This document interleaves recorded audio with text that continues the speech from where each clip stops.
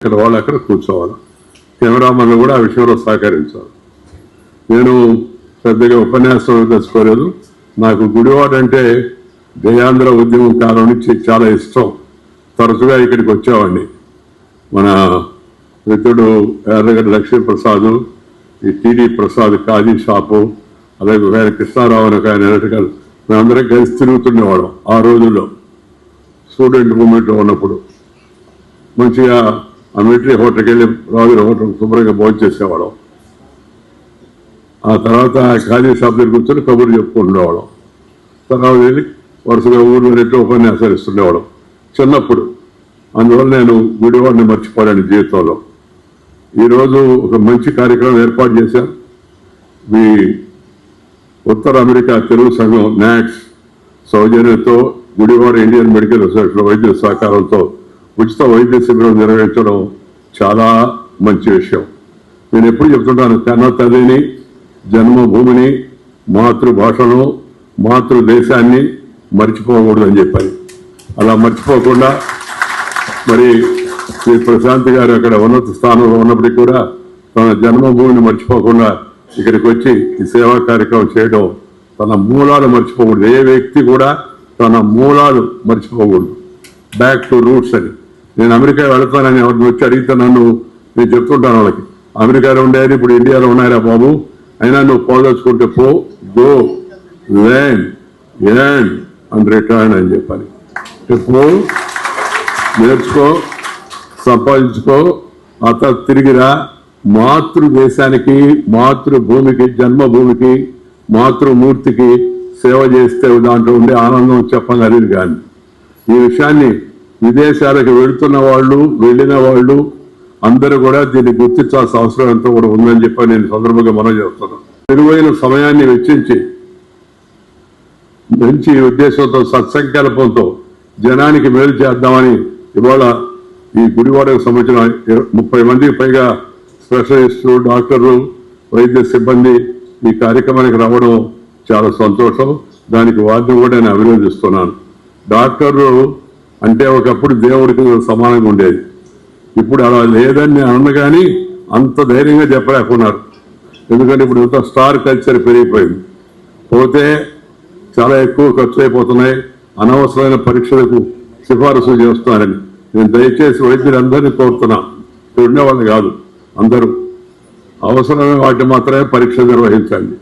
పేషెంట్తో కాసేపు గడపండి, పేషెంట్ చెప్పేది వినండి, అర్థం చేసుకోండి. ఆ తర్వాత మీరు చెప్పాల్సి వాళ్ళకి చెప్పండి. ఇది నా సలహా నెంబర్ 1. రెండో సలహా ఏంటంటే, జబ్బు వచ్చిన తర్వాత వైద్యం చేయడం ఒక ఎత్తు అయితే, జబ్బు రాకముందే వివిధ ప్రాంతాలకు వెళ్ళి ప్రజలు తమ జీవన శైలిలో ఎలాంటి జాగ్రత్తలు తీసుకోవాలో చెప్పడం కూడా డాక్టర్ల యొక్క వృత్తిలో ఒక కర్తవ్యం అని నేను భావిస్తున్నాను. అలా చెప్తే డాక్టర్ని గౌరవిస్తారు కాబట్టి జనం కొద్దిగా ఇదిగా ఉంటారు. రోజు రోజుకి కొత్త జబ్బులు వచ్చేస్తున్నాయి సమాజంలో. దానికి ప్రధాన కారణం మన జీవన శైలి. 2 మనం తినేటి తిండి, 3 మనం వాడేటి వస్తువులు.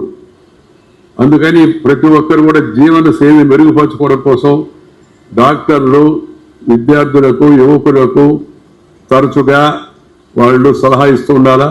టీవీ, రేడియో, ఈ పత్రికల సాధనాన్ని ఉపయోగించుకొని డాక్టర్లు ఈ మధ్య ఇస్తున్నారు. చాలా మంది ఇంటర్వ్యూ ఇస్తున్నారు. పత్రికలు కూడా ప్రముఖంగా ఇస్తున్నాయి. ఏ జబ్బు ఎలా వస్తుంది, దాన్ని ఎలా నివారించాలనే విషయం పైన సలహాలు ఇవ్వాలని చెప్పి నేను వైద్యులందరినీ కోరుతా ఉన్నాను.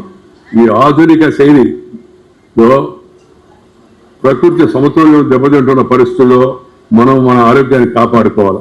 పెద్దోళ్ళు చెప్పేవాళ్ళు, నాయనా ఆరోగ్యమే మహాభాగ్యం అని. ఈ విషయాన్ని గుర్తుపెట్టుకోవాలి. ఎంతో అనుభవంతో పెద్దలు చెప్పిన మాట అది. రోగం వచ్చే తర్వాత చికిత్సకు పరుగులు పెట్టే కన్నా రోగం రాకుండా నివారించడం కోసం ఏం చేయాలా? పిల్లలు ఉదయాన్నే వేయాలా, సూర్యోదయంతో సూర్యాస్తమయం లోపల పనులు పూర్తి చేసుకోవాలా, కాస్త శారీరక వ్యాయామం చేయాలా, ఏదన్నా ఆటల మీద శ్రద్ధ పెట్టి ఆటలు ఆడాలా, ఈ కనీసం చేయాలా. స్కూల్లో కూడా ఇంతకుముందు ఉండే, మేము చదువుకునేటప్పుడు మాకు పీటీ క్లాస్ కంపల్సరీగా ఉండేది, క్రాఫ్ట్ క్లాస్ ఒకటి ఉండేది, గార్డెనింగ్ క్లాస్ ఒకటి ఉండేది, మోరల్ క్లాస్ ఒకటి ఉండేది. ఇప్పుడు మోరల్ తీశారు, ఇందాక నేను చెప్పానని తీశారు. స్కూళ్ళలో విద్యా విధానంలో కూడా తిరిగి మళ్ళా మనం పాత విద్యా విధానానికి వెళ్ళాల్సిన అవసరం ఎంత ఉంది, పాత సాంప్రదాయాలను గౌరవించాలి. మా తాత నన్ను సెలవులకు ఊరికి పోతే రే పొలానికి పోదారా అనేవాడు. నేను చదువుకున్నానే పొలంకి వచ్చి ఏం చేస్తానంటే, రే మనం రైతు బిడ్డలం, వ్యవసాయం తెలుసుకోవాలి, తిండి పెట్టేది అదే ఆఖరికి అనేవాడు. పొలానికి పోయి ఆ గట్టు మీద నిలబడితే గట్టు మీద నిలబడ్డా దిగరా అనేవాడు. దిగి నేనేం చేస్తానంటే, రే మొలతాడు కట్టుకున్న మగవాడు గట్టు మీద నిలబడకూడదు, మగవాడే వినాలి అన్నాడు. అవునన్నా దిగైతే అన్నాడు. దిగా నన్ను ఏం చేయమంటావా, దిగి నాకు వాళ్ళందరూ నారేస్తున్నారు, నారు వేతలేస్తున్నారు, నేనేం చేయాలంటే నారు కట్టలు ఇసిరేయరా వాళ్ళకి అన్నాడు. నారు కట్టలు ఇసిరేయాలి అంటే మన వృత్తిని మనం చిన్నప్పటి నుంచి దాన్ని గౌరవించుకోవాలి, దాన్ని నేర్చుకోవాలని పెద్దలు ఆ రోజుల్లో చెప్పేవాళ్ళు.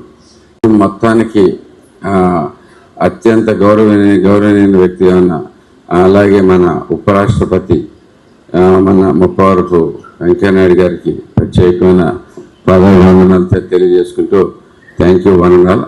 మనం అందరం ఆయన కోసం ఎదురు చూస్తున్నాం. నేను కూడా మీతో పాటు ఆయన చెప్పే విషయాలు ఉన్నారు. Thank you.